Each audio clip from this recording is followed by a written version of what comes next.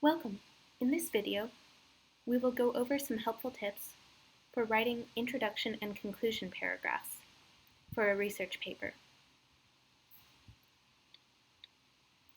Let's begin with introductions. First, give your paper a creative title. The title is usually the first part of your paper that someone will read. Give your paper a title that will spark the reader's interest or make them curious. Begin the introduction paragraph with a hook to get the reader's interest.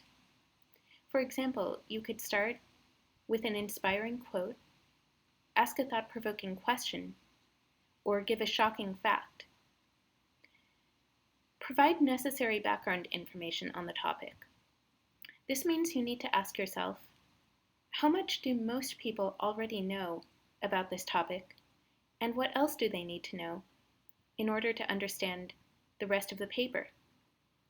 For example, if you are writing about homeschooling, you might want to give a quick definition of homeschooling, explain the most common reasons some people homeschool, or give statistics on how many people in the country currently homeschool. Finally, and most importantly, clearly state your position on the issue in the thesis statement. This is where you give the main point of your paper. Everything else in the paper should support the statement. After reading the introduction, the reader should understand exactly what you believe and what you are going to try to argue for. Now, here are a few common mistakes to avoid. Try not to have an unoriginal title or hook. Be creative. If your paper has an unusual and unpredictable beginning, you are more likely to draw your readers in. Stay away from first-person language, such as the words I or me, and the phrase this paper. For example, instead of saying, I will argue that homeschooling is beneficial, or this paper will show the benefits of homeschooling, just say homeschooling has many benefits. Avoid making your viewpoint a mystery. Read your introduction and ask yourself, will the reader understand which side of the issue I am on? If not, you need to make the thesis statement clearer. Now, let's talk about how to write a strong ending to your paper. First, briefly summarize the main points. This is usually a good way to start the conclusion, but keep it short. Don't spend the whole conclusion paragraph repeating things you already said. More importantly, you want to answer the question, why does this matter? In other words, why do you care about this issue? And why should your reader care about it?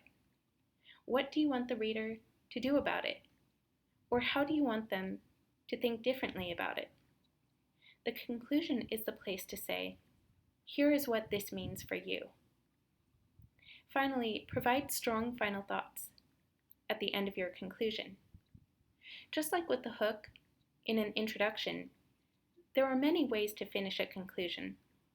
You can ask a question, give a prediction, give a memorable quote, or give advice or a call to action. Whichever way you choose, try to make the final sentence powerful and unforgettable. Here are some things you should avoid in a conclusion. Avoid introducing new arguments. The conclusion is not the place to add in one more reason to support your thesis. That should go in the body paragraphs. At the same time, your conclusion should do more than just repeat what you have already said. Instead of just restating the points from the body of your paper, focus on answering the question, so what? Finally, avoid making the conclusion too quick and abrupt. If the conclusion paragraph is only 1 or 2 sentences, it will feel rushed and incomplete. Conclusions can be tricky to write But if you know why the topic matters to you and why it should matter to your reader, then that will help you to write a strong ending for your paper.